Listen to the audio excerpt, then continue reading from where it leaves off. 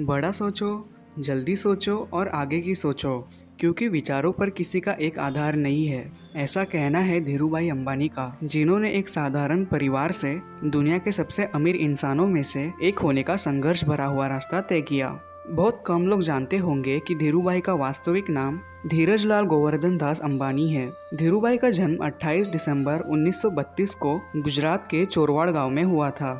High school में ही उन्होंने पढ़ाई छोड़ दी और उसके बाद पकोड़े बेचना शुरू कर दिया। दोस्तों, धीरूभाई का मानना था कि पैसे से पढ़ाई का कोई संबंध नहीं है, क्योंकि ये जरूरी नहीं कि दुनिया में एक पढ़ा लिखा इंसान ही पैसे कमा सकता है। कुछ साल तक घूम घूम कर पकोड़े बेचने के बाद सन 1948 में 16 साल की उम्र में वे अपने भाई रमणीक लाल की सहायता से अपने एक दोस्त के साथ रमन के एडेंसर काम करने चले गए। एडन पहुंचकर उन्होंने सबसे पहले पेट्रोल पंप पर काम किया। फिर कुछ दिनों बाद उसी कंपनी में क्लर्कियर पोस्ट पर 300 रुपए प्रति माह के वेतन पर काम करने लगे। वह अपने दिन भर के काम के बाद भी कोई न कोई पार्ट टाइम काम करते रहते थे, जिससे उनके साथियों में उनके पास सबसे ज्यादा पैसा था। लेकिन फिर भी उनके दिमाग में कहीं न कहीं ये रहता था कि उन्हें अगर अमीर बनना है तो उन्हें अपना खुद का बिजनेस करना ही होगा, और बिजनेस के लिए पैसे तो चाहिए ही होंगे। कई जगह पर काम करने के बावजूद उन्होंने कभी अपने काम में कमी नहीं की और पूरे मेहनत और लगन से अपने दायित्व को पूरा किया।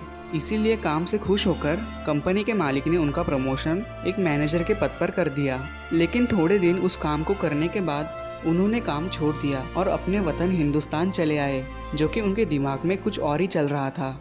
1955 में उन्होंने 15,000 रुपये लगाकर अपने भाई के साथ मिलकर मसालों के निर्यात और पॉलिस्टर धागे के आयात का बिजनेस स्टार्ट किया। उनके मेहनत के दम पर अगले कुछ सालों में कंपनी का टर्नओवर 10 लाख रुपए सालाना हो गया। उस समय पॉलिस्टर से बने कपड़े भारत में नए थे और ये सूती के मुकाबले लोगों द्वारा ज्यादा पसंद किया गया, क्योंकि ये सस्ता और टिकाऊ था और इसमें चमक होने के कारण पुराने होने के बाद भी ये नया जैसा दिखाई देता था। और लोगों द्वारा पसंद किए जाने की वजह से जल्दी उनका मुनाफा कई गुना बढ़ गया। कुछ वर्षों के बाद धीरूभाई अंबानी और उनके भाई की साझेदारी समाप्त हो गई, क्योंकि दोनों के स्वभाव और व्यापार करने के तरीके अलग थे। लेकिन धीरूभाई ने कभी भी पीछे मुड़कर नहीं देखा और देखते ही देखते उन्होंने समय के साथ चलते हुए टेलीकॉम, एनर्जी, इलेक्ट्रिसिटी और पेट्रोल जैसे व्यापार में कदम रखते गए। आप उनकी सफलता का अनुमान इसी बात से लगा सकते हैं कि आज धीरूभाई के कंपनी में 90,000 से ज्यादा लोग काम पर हैं और भारत में उनकी कंपनी आज भी टॉप पर है।